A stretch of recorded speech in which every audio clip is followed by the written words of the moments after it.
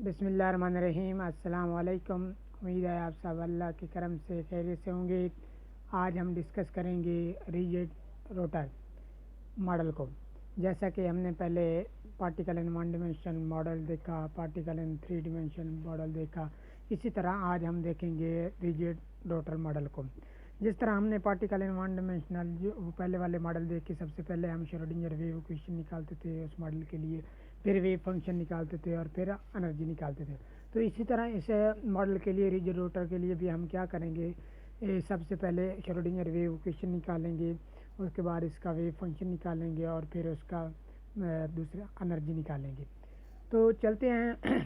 तो ये जो हम अभी देखने जा रहे हैं ये है quantum mechanical treatment of rigid rotor. जो क्लासिकल ट्रीटमेंट है वो आप खुद करेंगे बुक से, वो आपकी असाइनमेंट में शामिल है, वो इजी है तो इसलिए वो आप खुद ही करेंगे। तो चलते हैं, रिजिड रोटर क्या है। टू मासेस हैं M1 and M2 are apart at a distance r, fixed distance r. The rigid rotator in three-dimensional space. Suppose the two masses are held rigidly apart at some fixed distance r. दो message हैं M1 and M2 जो आपस में के r distance पे हैं, जो कि फिक्स्ड है। ड्यूरिंग द रोटेशन फिक्स्ड ही रहेगा। There is no change in distance r.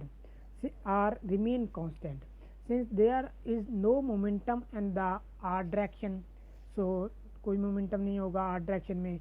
The potential energy is equal to zero. Rigid rotator की जो पोटेंशियल एनर्जी है वो ज़ीरो होगी, क्यों? Since the system rotate freely. तो इस रिजिड रोटेटर को हम यूज़ करते हुए क्या फाइंड आउट कर, हमें इस्तेमाल यूज़ करते हुए rotational aspect of diatomic molecule मालूम कर सकते हैं। Total rotational energy find out करेंगे इस मॉडल को यूज़ करते हुए। तो सबसे पहले हम देखते हैं Schrodinger equation for rigid rotator. तो इसकी श्रोडिंगर इक्वेशन निकालते हैं रिजिड रोटेटर के लिए। तो हमारे पास पार्टिकल इन थ्री डिमेंशनल के लिए जो इक्वेशन थी वो हमारे पास कुछ थी, del square psi plus 8 pi square m और s square e minus v psi is equal to 0 है यार। ये मेरी पे इक्वेशन नंबर 1 हो गई। For a microscopic rigid rotator we consider reduce mass mu instead of individual masses M1 and M2। हम microscopic rigid rotator के लिए क्या करेंगे, बजाय इसके कि M1 M2 उसकी जगह हम रिड्यूस मास यूज़ करेंगे म्यू, जो कि इक्वल टू होता है product of the masses over the sum of the masses, two masses. तो हमारे पास पोटेंशियल एनर्जी क्या है, ज़ीरो है। तो पोटेंशियल एनर्जी ज़ीरो, वी क्या हो जाएगी ज़ीरो और एम की जगह हम म्यू पुट करें। तो ये इक्वेशन मेरे पास क्या बन जाएगी, del square psi plus 8 pi square mu over S square e psi is equal to 0। अब देखें डेल स्क्वायर लैप्लासियन ऑपरेटर मेरे पास, उसके कार्टेशियन कोऑर्डिनेट क्या हैं, del square over del x square plus del square over del y square plus del square over del z square. ये में क्या हैं, कार्टेशियन कोऑर्डिनेट्स हैं। तो ये क्वेश्चन नंबर मेरे पास 2 आ गई। Now I am transform this Laplacian Cartesian coordinate into polar coordinate. The polar coordinate of the Laplacian operator as shown this. ये आप देख रहे हैं del square is equal to 1 over r square dot del over del r, r square del over del r plus 1 over r square sine theta dot del over del theta, sine theta del over del theta plus 1 over r square sine square theta del square over del phi square. ये हमारे पास क्या आ गए, हमारे पास आ गए polar coordinate of Laplacian operator. अब क्योंकि डिस्टेंस क्या है, रिमेन कांस्टेंट है, so there is no momentum along the r and the derivative with respect to r become 0, then this term will become 0 and del square क्या हो जाएगा, जब del over del square जो derivative है with respect to are 0 होगा तो ये सारी टर्म 0 हो जाएगी, बाकी 2 टर्में रह जाएंगी। तो ये मेरे पास पोलर कोऑर्डिनेट। अब ये डेल स्क्वायर, इस डेल स्क्वायर की जगह आप कार्टेशियन कोऑर्डिनेट की जगह आप लिखें तो मेरे पास पोलर कोऑर्डिनेट क्या बनेंगे, the transform of Laplacian operator to polar coordinate. तो मेरे पास कुछ पोलर कोऑर्डिनेट ये आ जाएंगे, यही डेल स्क्वायर के ये पोलर कोऑर्डिनेट मैंने इधर लिख दिए हैं कार्टेशियन की जगह। तो बाकी वैसे इक्वेशन है प्लस 8 पाई स्क्वायर म्यू और S square e psi is equal to 0। अब ये मेरे पास पोलर कोऑर्डिनेट फॉर्म आ गए। तो इस इक्वेशन को इक्वेशन नंबर 3 का नाम दिया है। ये क्या है? Schrodinger equation for rigid rotator. अब हम मालूम करते हैं wave function of rigid rotator. अब ये मेरे पास Schrodinger wave equation for rigid rotator दी हुई है, तो इससे मैं वेव फंक्शन करूँगा। तो सबसे पहले मैं श्रोडिंगर वेव इक्वेशन को स्प्लिट करूँगा, क्योंकि यहाँ हमारे पास दो वेरिएबल हैं, एक थीटा है एक साई है, आर कांस्टेंट है। तो इसलिए मैं इसे स्प्लिट करूँगा by using variable separation of variable method के ज़रिए। तो अब देखें, क्योंकि wave function of rigid rotator depend only upon the angular orientation part theta and phi. जो रिजिड रोटेटर का वेव फंक्शन होगा वो सिर्फ और सिर्फ डिपेंड करेगा जो एंगुलर ओरिएंटेशन पार्ट है थीटा और फाई पे, और इंडिपेंडेंट होगा आर क्योंकि रिमेन कांस्टेंट है। सो मेरे पास टोटल वेव फंक्शन क्या आ जाएगा? Total wave function is a function of theta and phi is equal to y क्या है? फंक्शन है, वेव फंक्शन है किसका? थीटे का। एंड जेड क्या है? फंक्शन है फाई का। तो total wave function is the product of y and z आ जाएगा। तो इस इक्वेशन को मैं इक्वेशन नंबर 4 दे देता हूँ, ये आगे मैं यूज़ करूँगा, आपने इसे याद रखना है। तो ये मेरे पास टोटल वेव फंक्शन। अब यहाँ से मैंने, क्योंकि आर क्या है हमारे पास दो वेरिएबल हैं थीटा एंड फाई, तो मुझे आर स्क्वायर यहाँ से इस टर्म से भी रिमूव करना होगा, इस टर्म से भी। तो मैं इस दोनों टर्मों से आर स्क्वायर को रिमूव करने के लिए क्या करूँगा? मल्टीप्लाई कर दूंगा इक्वेशन 3 को आर स्क्वायर से। देन द इक्वेशन 3 मेरे पास क्या बन जाएगी? ये बन जाएगी आर स्क्वायर इससे मल्टीप्लाई होगा टर्म से, तो कैंसिल आउट हो जाएगा। तो और इस दूसरी term plus 1 over r square sine square theta del square और डेल फाई स्क्वायर साई से जब करेंगे तो यहाँ से भी आर कैंसिल हो जाएगा। और यहाँ है म्यू के साथ जब मल्टीप्लाई होगा तो क्या बन जाएगा? Mu r square. और क्योंकि क्या होता है mu r square is equal to होता है मूवमेंट ऑफ इनर्शिया, तो मैंने डायरेक्ट सब्स्टिट्यूट कर दिया है आई म्यू आर स्क्वायर की जगह, क्योंकि यहाँ म्यू आर आई की जगह म्यू आर स्क्वायर बनना था, तो मैंने डायरेक्ट उसकी जगह आई लिख दिया। अब देखें, क्योंकि ये जो फंक्शन है इसे मैं डायरेक्ट लिख ले रहा हूँ psi is equal to y z. एक बात याद रखें कि वाई क्या है? Is a function of theta and z is a function of phi. So now I am taking the derivative with respect to theta this equation psi। इस equation का मैं क्या करता हूँ? थीटे के लिहाज से डेरिवेटिव लेता हूँ। तो मेरे पास क्या है? क्योंकि y फंक्शन है थीटा का, तो z क्या आ जाएगा? z पे इंडिपेंडेंट होगा, आउटसाइड द डेरिवेटिव आ जाएगा। तो del psi over del theta is equal to z d Y और डी थीटा। इसी तरह इसका psi is equal to y z का मैं डेरिवेटिव लूँगा अब फाई के लिहाज से। तो क्या आ जाएगा? डेल साई और del phi is equal to क्या आ जाएगा? क्योंकि जेड फंक्शन है फाई का, तो इसलिए y outside derivative d z और डी फाई आ गया। अब मैं अगेन इसी का डेरिवेटिव लेता हूँ विद रिस्पेक्ट टू फाई, दोबारा सेकंड डेरिवेटिव। तो क्या आ जाएगा? डेल स्क्वायर साई और del phi square is equal to y d square z और डी फाई स्क्वायर। अब देखें, अब मेरे पास जहाँ जहाँ साई है वहाँ मैं क्या करूँगा? साई की कीमत पुट कर देंगे, और जहाँ जहाँ मेरे पास क्या है डी डेल साई और डेल थीटा था, उसकी जगह मैंने डेल साई और डेल थीटा की वैल्यू जेड डी वाई और डी थीटा पुट कर दी। और जहाँ डेल स्क्वायर साई है वहाँ डेल फाई स्क्वायर की वैल्यू मैंने ये वाली पुट कर दी, y is equal to d square z over d phi square, ये पुट कर दिया। तो मेरे पास इक्वेशन ये बन गई है क्या? 1 over sine theta dot d Y और d theta sine theta dot d z d Y और डी थीटा इसकी जगह आ गया, डेल साई और डेल थीटा की जगह, plus 1 over sine square theta, आगे क्या? डेल स्क्वायर साई और डेल फाई स्क्वायर की जगह क्या आ गया? D square y d square z और डी फाई स्क्वायर, प्लस वैसे के वैसा आ गया, और साई की जगह वाई जेड आ गया।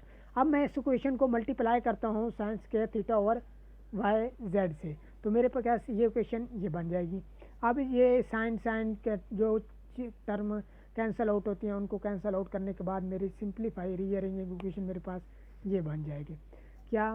Sign theta over y dot d और d theta sine theta D Y और d theta plus 1 over z multiply by d square z और d phi square plus 8 pi square I E over S square sine square theta is equal to 0।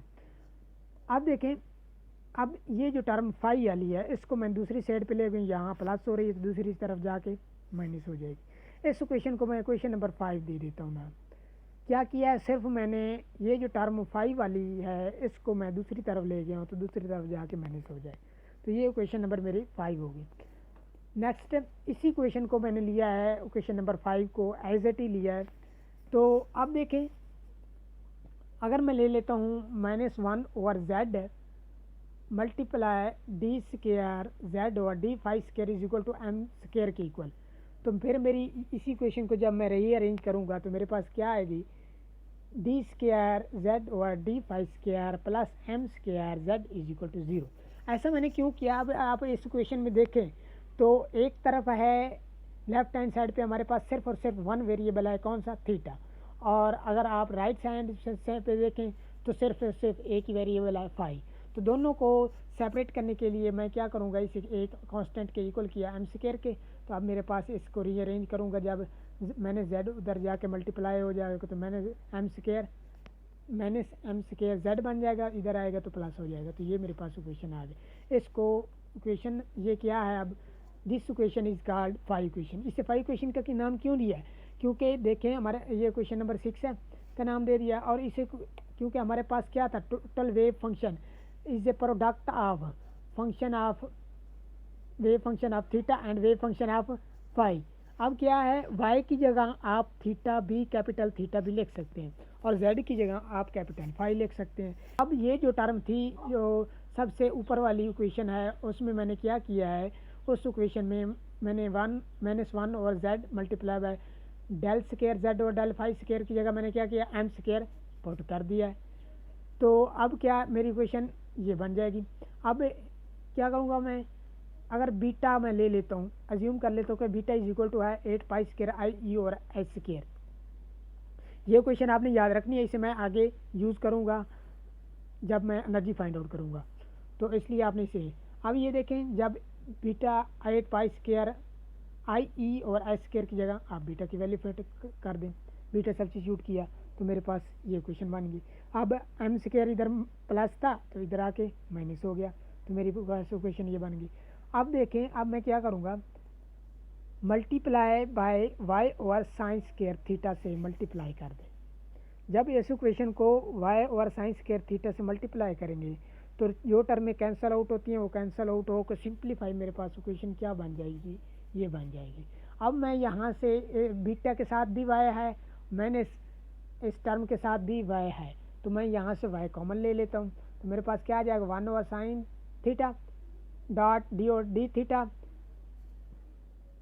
Into sine theta dot d Y और d theta plus beta minus M square और sine square theta bracket close, आगे मेरा Y common आ गया is equal to 0। अभी इसे मैं equation number 7 का नाम दे दिया, और ये मेरी इक्वेशन क्या कहलाएगी, थीटा।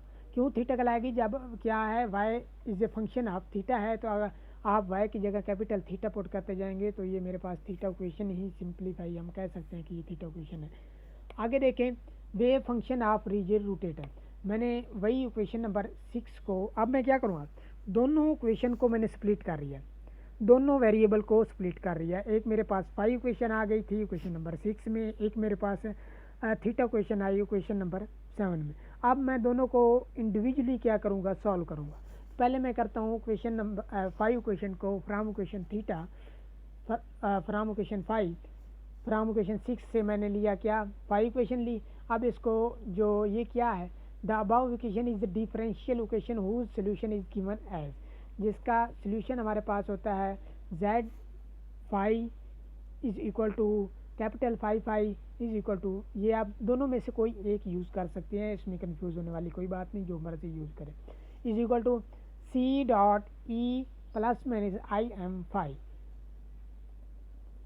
अब यहाँ सी क्या है, C is a normalization constant and its value is equal to C is equal to 1/2 pi under root.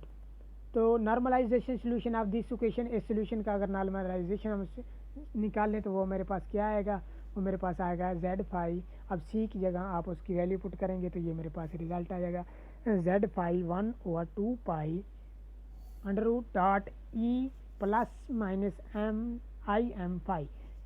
Hair m is the magnetic quantum number and the value of magnetic quantum number is equal to 0 plus minus 1 plus minus 2 plus minus 3। Already हम magnetic quantum number में इसे detail से discuss कर चुके हैं कि magnetic number quantum क्या है। अब अगर आप ये देखना चाहते हैं, अब ये क्वेश्चन जो 5 क्वेश्चन है इसी को यूज़ करते हुए आप क्या कर सकते हैं, डेरिवेशन ऑफ क्वांटम नंबर निकाल सकते हैं, जो कि यही आंसर आएगा। और ये कहाँ दिया हुआ है, आप अगर बुक में जाएं तो वहाँ जहाँ आपका टॉपिक है derivation of magnetic quantum number, ये उससे आप देख सकते हैं कि ये वैल्यू कैसे निकाली गई है। यहाँ सिंपली जो चीज़ मुझे रिक्वायर्ड थी तो मैंने वही लिख दिया है टाइम की नज़ाकत को देखते हुए। तो आगे चलते हैं, ये मेरे पास आ गया रिज़ल्ट किसका, फाई का। अब निकालते हैं रिज़ल्ट इक्वेशन थीटा का। तो मेरे पास इक्वेशन थीटा क्या थी, फ्रॉम इक्वेशन 7, ये मेरे पास थीटा इक्वेशन थी। अब ये बिल्कुल एग्जैक्ट है, एसोसिएट डिफरेंशियल इक्वेशन है, एसोसिएट लेजेंडर इक्वेशन है। तो अब इसे मैं कन्वर्ट करूँगा एसोसिएटेड लेजेंडर इक्वेशन में पहले। तो मैं कैसे कन्वर्ट करूँगा, बाय सब्स्टिट्यूशन मेथड। तो मैं क्या करता हूँ कि z ले लेता हूँ equal to cos of theta. Theta equation को मैं कन्वर्ट करने जा रहा हूँ एसोसिएटेड लेजेंडर इक्वेशन में। तो किसके ज़रिए, बाय सब्स्टिट्यूशन मेथड के ज़रिए। z is equal to cos of theta मैंने एज्यूम किया है, z is equal to cos of theta. अब क्या आ जाएगा, अगर मैं डेरिवेटिव लूँ z का विद रिस्पेक्ट टू थीटा तो मेरे पास आ जाएगा माइनस डी जेड और d theta is equal to minus sine of theta. Cos का डेरिवेटिव क्या होता है, माइनस साइन ऑफ थीटा। तो मेरे पास डी वाई और डी थीटा क्या होता है, d y over d of z dot d Z over d of theta होता है। अब देखें d Z over D theta की वैल्यू मेरे पास क्या है, माइनस साइन थीटा। तो आप इस इक्वेशन में d y over D theta is equal to क्या बन जाएगा, d y over D z dot d Z over D theta की जगह माइनस साइन थीटा आ जाएगा। ये वैल्यू हमने किया। अब देखें डी ओवर डी थीटा किसके इक्वल आ गया, D Z over D theta dot D over D Z. अब D Z over D theta की वैल्यू मेरे पास है तो आप इसमें सब्स्टिट्यूट कर दें तो क्या आ जाएगी, d over D theta is equal to minus sine theta D over D Z. अब इस साइड पे आ जाएं आप, लेफ्ट हैंड साइड पे क्या, जब मैं इसका स्केयर लूँगा z square is equal to क्या बन जाएगा, कॉस स्केयर थीटा के इक्वल आ जाएगा। अब क्या होगा, z square is equal to cos square theta. हम जानते हैं ट्रिग्नोमेट्रिक फंक्शन में sine square theta plus cos square theta is equal to क्या होता है, 1। तो यहाँ से साइन स्क्वायर थीटा के अगर निकालना चाहें तो sine square theta is equal to क्या आ जाएगा, 1 minus cos square theta. Cos इधर प्लस था, इधर आके माइनस हो गया। अब कॉस स्क्वायर थीटा किसके इक्वल है, जेड स्क्वायर के। ये आप देख सकते हैं z square is equal to cos square theta.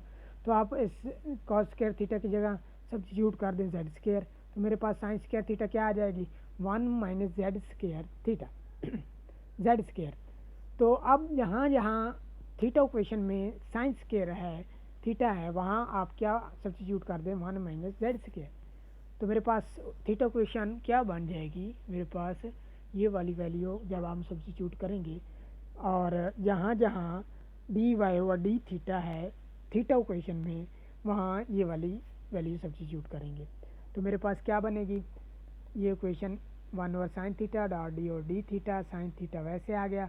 आगे देखें डी ओवर डी वाई और डी थीटा, उसकी जगह मैंने ये वाली वैल्यू डी वाई और डी थीटा की डी वाई और D z dot minus sine of theta. ये प्रोडक्ट है ना कि माइनस हो रहा है, ये याद रखें, सब्ट्रैक्ट नहीं हो रहा बल्कि ये प्रोडक्ट है। तो आगे क्या किया, plus beta minus M square over sine square theta की जगह 1 माइनस जेड स्क्वायर आ गया into y is equal to 0 आ गया। अब देखें क्या है, माइनस साइन थीटा और ये साइन थीटा क्या हो जाएगा, माइनस साइन स्क्वायर थीटा बन जाएगा। तो मेरे पास ये इक्वेशन क्या बन जाएगी, सिर्फ इस दोनों को क्या, क्योंकि मल्टीप्लाई हो रहा है तो मैंने sine square theta D Y और डी जेड। अब क्योंकि हम जानते हैं क्योंकि डी और डी थीटा अगर जब हम साइन स्क्वायर थीटा का डेरिवेटिव लेंगे विद रिस्पेक्ट टू थीटा तो हमारे पास पावर शुरू में आएगी और पहला फंक्शन एज इट आ जाएगा 2 साइन थीटा आ जाएगा, फिर साइन का डेरिवेटिव लेंगे तो क्या होता है कॉस, तो क्या आ जाएगा 2 साइन थीटा कॉस थीटा। तो अब देखें यहाँ इस ये डी ओ डी थीटा है, आगे अंदर क्या है प्रोडक्ट, यहाँ रूल अप्लाई करेंगे, यानी कि एक ये टर्म है एक्स डॉट आप कह सकते हैं वाई, मतलब जब derivative with respect to theta लेंगे इस टर्म का ये प्रोडक्ट रूल अप्लाई करेंगे। पहले फंक्शन का डेरिवेटिव दूसरा एज इट आएगा, फिर प्लस दूसरा फंक्शन का डेरिवेटिव पहले वाला ऐसे आएगा। तो हम क्या होता है 1 ओवर साइन थीटा आ गया, पहले का डेरिवेटिव लेंगे तो क्या आया माइनस, क्योंकि माइनस साथ है तो 2 साइन स्क्वायर थीटा का डेरिवेटिव होता है 2 साइन थीटा कॉस थीटा। आगे क्या है डी वाई और डी जेड एज इट आ गया। अब क्योंकि प्लस माइनस माइनस होता है तो माइनस आ गया और साइन स्क्वायर थीटा पहले फंक्शन ऐसे आ जाएगा और दूसरे का डेरिवेटिव डी और डी थीटा डी वाई और डी जेड डॉट आगे क्या आ जाएगा प्लस वैसे टर्म आ जाएगी।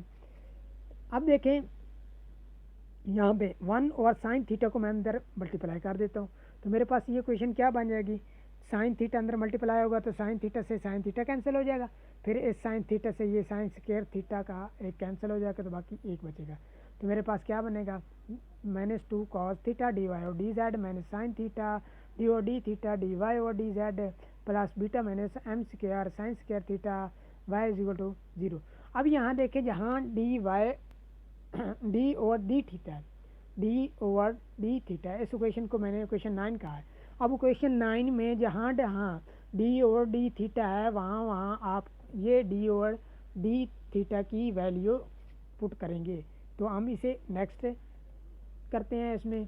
तो क्या इक्वेशन 9 मेरे पास ये थी, इसमें मैंने क्या करना था डी ओवर डी थीटा की जगह वैल्यू पुट करनी थी। डी ओवर डी थीटा मेरे पास क्या था मैंने sign theta D over D Z, तो इसमें सब्स्टिट्यूट करो तो ज़रा क्या आंसर आएगा मेरे पास इक्वेशन ये बन जाएगी। अब जब ये इक्वेशन अब देखें मैंने साइन थीटा और आगे भी मैंने साइन थीटा दोनों क्या मल्टीप्लाई हो रहे हैं तो मेरे पास क्या बन जाएगा प्लस साइन स्क्वायर थीटा और डी और डी जेड है और डी वाई और डी जेड है, दोनों विद रिस्पेक्ट टू जेड है तो ये मेरे पास सेकंड डेरिवेटिव बन जाएगा विद रिस्पेक्ट टू जेड। तो आगे वैसे ही है plus beta minus M square over sine square theta into y is equal to 0। अब मैं इसे रीअरेंज करके रख देता हूँ, ये साइन स्क्वायर प्लस में इसे शुरू में और माइनस में है 2 कॉज तो इसे बाद में लिखता हूँ। तो ये मैंने रीअरेंज करके इसे थोड़ा लिख दिया है। तो अब यहाँ पे इसे इक्वेशन नंबर मैं 10 का नाम दे देता हूँ। अगर अब यहाँ पे क्या करना इक्वेशन 10 में यहाँ z है, z हमने क्या लिया था is equal to cos theta और साइन स्क्वायर थीटा किसके था 1 माइनस जेड स्क्वायर के इक्वल। अब जहाँ जहाँ साइन स्क्वायर थीटा है वहाँ 1 माइनस जेड स्क्वायर पुट करते जाओ, जहाँ कॉस थीटा है वहाँ क्या जेड सब्स्टिट्यूट करते जाओ। तो मेरे पास साइन स्क्वायर थीटा है तो 1 माइनस जेड स्क्वायर आ गया, यहाँ कॉस था तो क्या आ जाएगा जेड आ जाएगा, यहाँ फिर साइन स्क्वायर थीटा था तो मेरे पास 1 माइनस जेड स्क्वायर आ जाएगा। तो ये क्वेश्चन नंबर मेरी 11 होगी। अब अगर मैं लेता हूँ y is a function of theta, मैं एज्यूम कर लेता हूँ कि ये इक्वल है p फंक्शन ऑफ z के, तो यहाँ जहाँ y होगा मैं क्या करूँगा वहाँ p पुट करूँगा, क्योंकि मैं कन्वर्ट करना है इसको किस में एसोसिएटेड लीजेंड्रे इक्वेशन में, वो अभी आपको पता चल जाएगी कि वो क्या थी कौन सी थी। तो जहाँ जहाँ y है वहाँ मैं p को सब्स्टिट्यूट कर रहा हूँ तो मेरे पास देन ये equation above equation become equation number इसे 12 का नाम दिया। आज यहाँ y था डी स्क्वायर वाई और डी जेड स्क्वायर था तो इसकी जगह क्या आ गया डी स्क्वायर पी और डी जेड स्क्वायर, वाई की जगह p आ गया। यहाँ पे आगे कहाँ ये y है तो यहाँ p आ गया। तो यहाँ भी y था डी वाई और डी जेड तो मेरे पास नीचे क्या डी पी और डी जेड, ये मेरे पास इक्वेशन नंबर 12 आ गई। अब इसी इक्वेशन 12 को मैंने दोबारा एज इट ले लिया है, कोई चेंजिंग नहीं की, बस वैसे ही दोबारा एज इट ले लिया है आपके अंडरस्टैंडिंग के लिए। अब ये बिल्कुल एग्जैक्ट क्या हो गई है एसोसिएटेड लीजेंड्रे इक्वेशन की तरफ हो गई है। अब एसोसिएटेड लीजेंड्रे इक्वेशन क्या थी, अब देखें equation 12 has the form of well known differential equation called the associated Legendre equation. अब associated Legendre equation क्या थी? जब उसके polynomial द फंक्शन अगर हम लें P L M Z is equal to क्या, जेड की जगह हमने क्या लिया है? कॉज ऑफ थीटा, तो P L M cos of theta आ गया, इज इक्वल टू क्या है? पी को किसके लिए था? Y is a function of theta के, is called associated Legendre polynomial of degree L and order M. अगर ये एसोसिएटेड लीजेंडर पोलिनोमियल हो तो फिर associated Legendre associated Legendre equation क्या होगी? वो हमारे पास कुछ ये थी, ये एसोसिएटेड लीजेंडर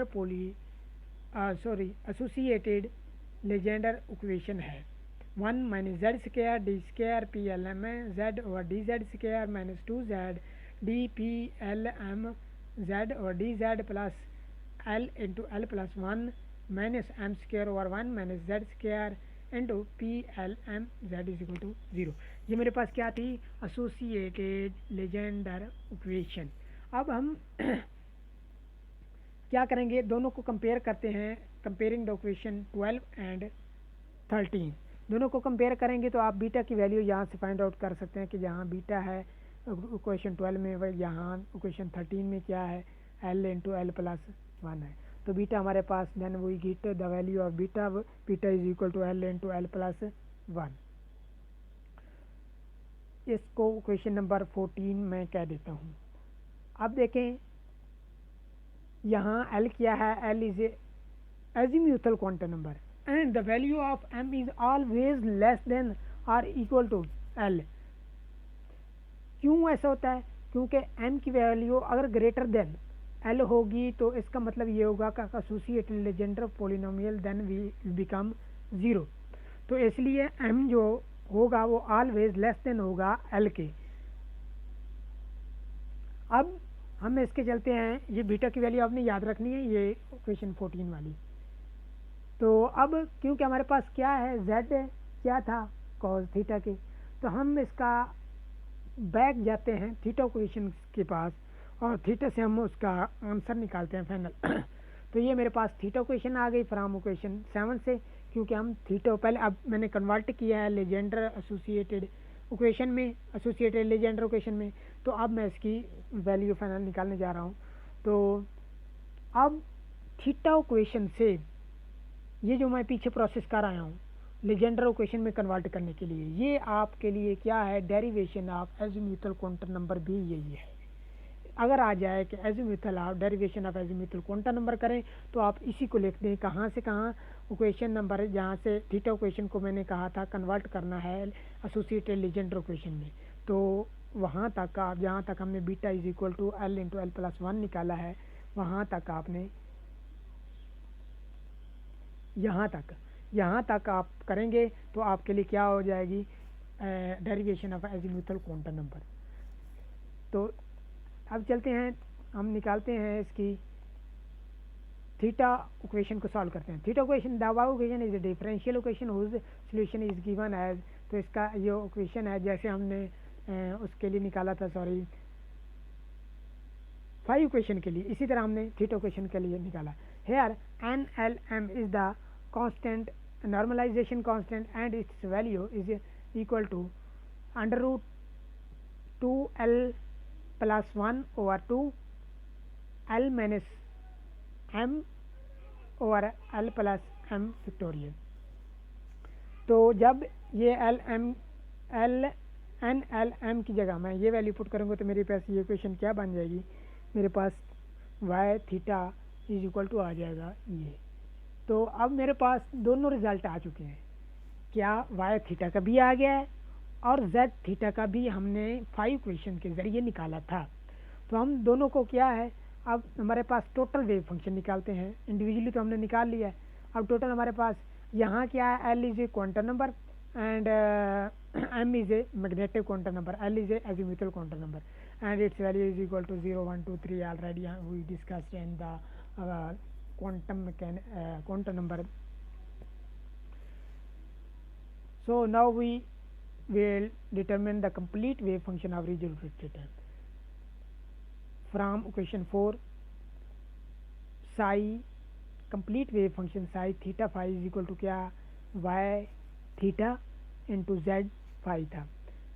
तो अब मेरे पास वाई थीटा की वैल्यू ये आ गई और जेड फाई की मैंने थीटा इक्वेशन के ज़रिए निकाली थी और फाई इक्वेशन के निकाली थी सॉरी। तो वो वाली मैं from equation 8 and 15, from equation 8 से मैं लूँगा जेड फाई की वैल्यू और 15 से मैं लूँगा वाई थीटा की। तो मेरे पास साई थीटा क्या बन जाएगा, इज इक्वल टू हो जाएगा वाई थीटा की जगह ये वैल्यू उसकी आ जाएगी।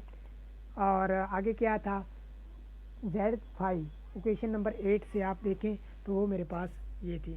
तो ये मेरे पास क्या आ गया, complete wave function of rigid rotator, इसे इक्वेशन नंबर 16।